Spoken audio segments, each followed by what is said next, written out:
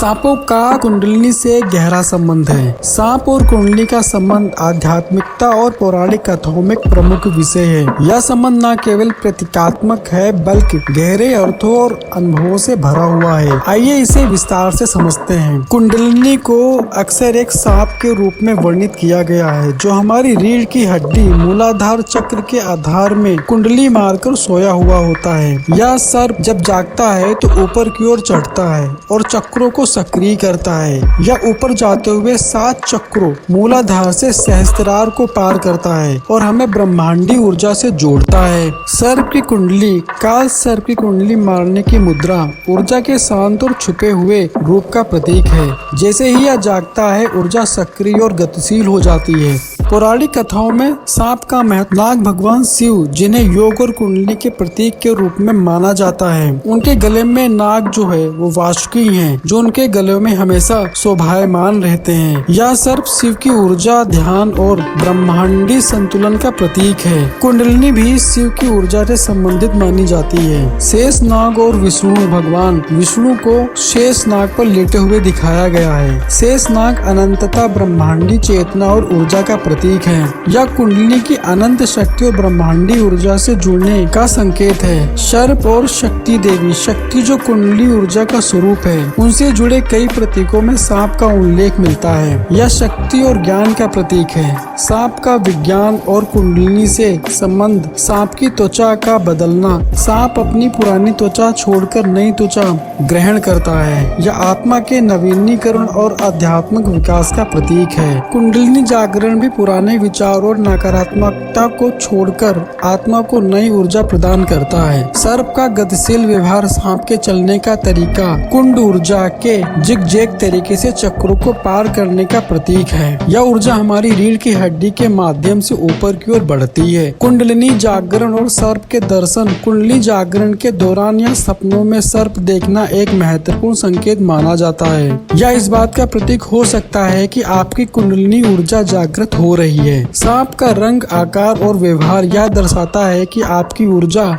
किस स्तर पर काम कर रही है। सफेद सांप पवित्रता और सहस्त्रार चक्र का संकेत माना जाता है। काला सांप छुपी हुई ऊर्जा और जागरण की प्रक्रिया। लाल सांप शक्ति, ऊर्जा और मूलाधार चक्र का प्रतीक। कुंडलिनी जागरण में सांप का अनुभव। ध्यान में सर्प का दर्शन, जब कुंडली जागृत होती है, ध्यान में सर्प का दर्शन होना यह बात का संकेत है कि आपकी ऊर्जा के सक्रिय होने और चक्रों को पार करने का संकेत देता है। स्वप्न में सर्प, यदि आप सर्प को स्वप्न में देखते हैं तो यह आपके भीतर छुपी हुई ऊर्जा और आत्मा की जागरूकता का संकेत हो सकता है। और कुंडलिनी का संबंध हमें यह सिखाता है, एक आध्यात्मिक शक्ति हमारे भीतर असीमित ऊर्जा को लेकर छुपी हुई है। चेतना का विस्तार, कुंडलिनी के जागरण से हमारी आत्मा ब्रह्मांडी ऊर्जा से जुड़ती है। नवीनीकरण और परिवर्तन, कुंडली हमारी सोच, ऊर्जा और आत्मा को शुद्ध करती है। संयम और ध्यान, कुंडली को जागृत करने के लिए ध्यान, प्राणायाम और साधना आवश्यक है। सांप और कुंडली से जुड़े तथ्य,